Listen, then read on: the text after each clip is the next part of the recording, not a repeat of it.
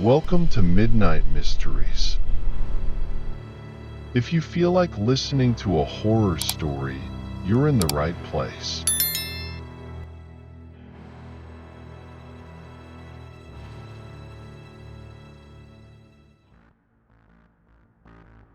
I will not mention the village where these events took place, and the protagonists will have fictitious names. On May 1st, 2018, the Bralya family, composed of Matteo, Susanna, and their 2-month-old son Alex, moved into a charming little house in a small village in the Tuscan hills. It had taken 3 long months after the purchase to complete the renovation, but finally that day had come, and Matteo and Susanna were busy unloading the last boxes from their SUV to bring into the house. Today they would finally begin their new life. That evening, May 1st, the neighbors proved to be cordial and welcoming by organizing a small welcome party for the new arrivals in the village, and each brought small gifts. The Bralya family decided to put together an impromptu little party, and for the first time, their living room transformed into a welcoming place where they could spend a pleasant time with their new neighbors and share a moment of conviviality. While the party was in full swing, Matteo heard the doorbell ring for the umpteenth time. So he left his new friends in his wife's care and went to open the door, thinking it was another neighbor coming to welcome his family.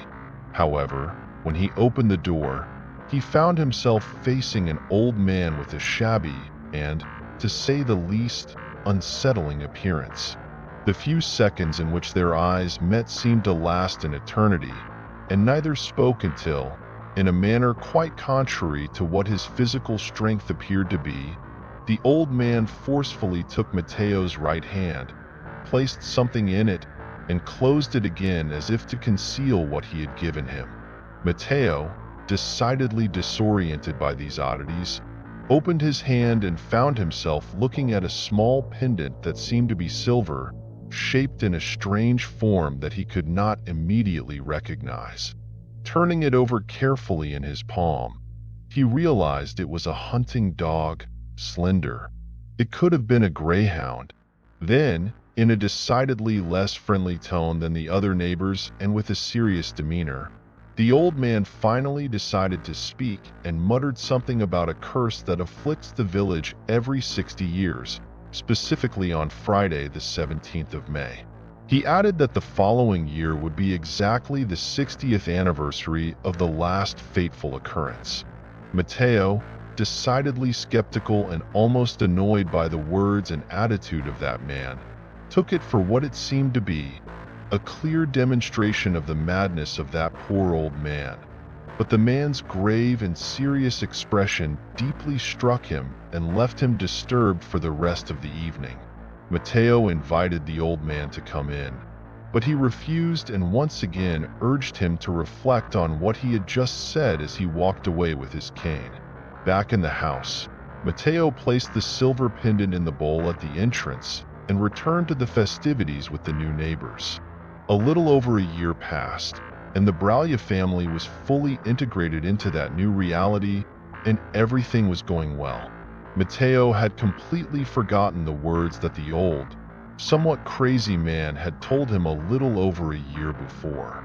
In fact, the day after that encounter, he decided to use the strange silver pendant as a keychain for the house keys. However, May 17th, 2019, arrived inexorably, and something terrible unfortunately happened. Just after sunset, Matteo had just returned from work, ready to enjoy a peaceful weekend with his family.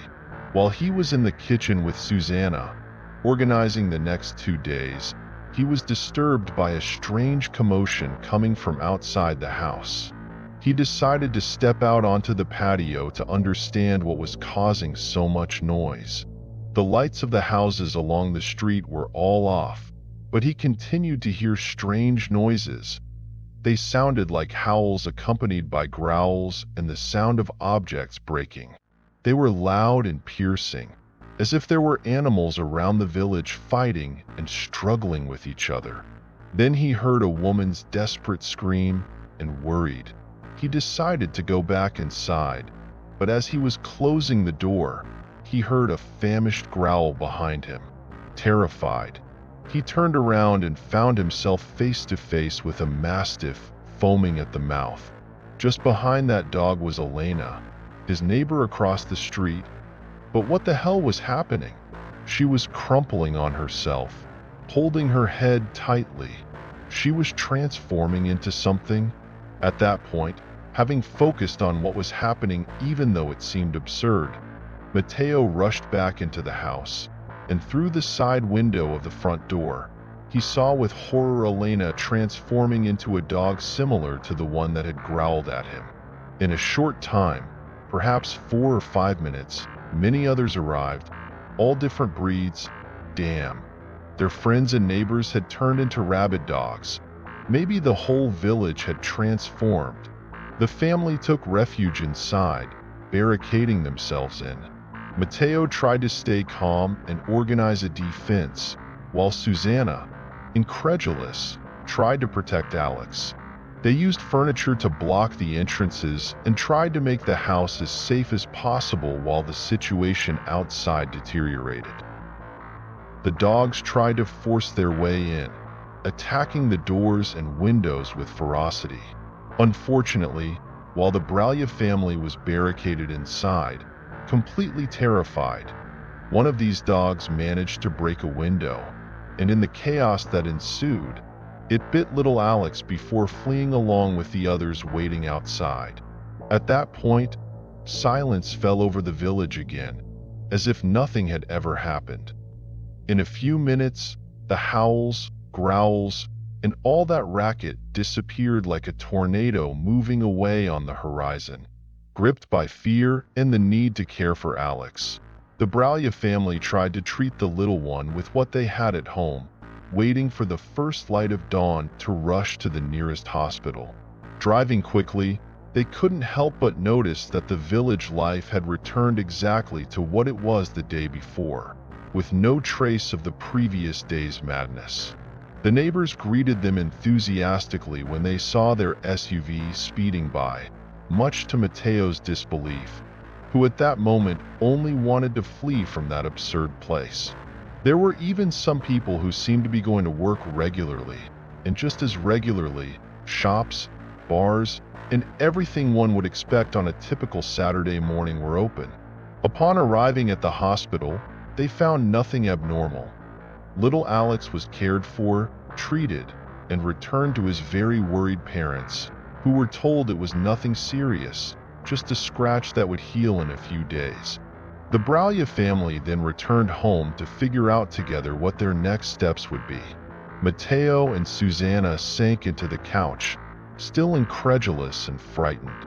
They almost wanted to convince themselves that they had just lived through a nightmare, but the fact that they had experienced it together, or rather, continued to live it together, was a sad warning that it was unfortunately a harsh reality. After all, the broken window was real. The bite and the bandage on Alex's arm were also more than real. Just at that moment, the doorbell rang.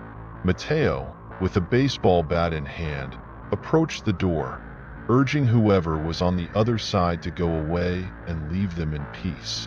But through the side window, he saw a person he did not expect to see.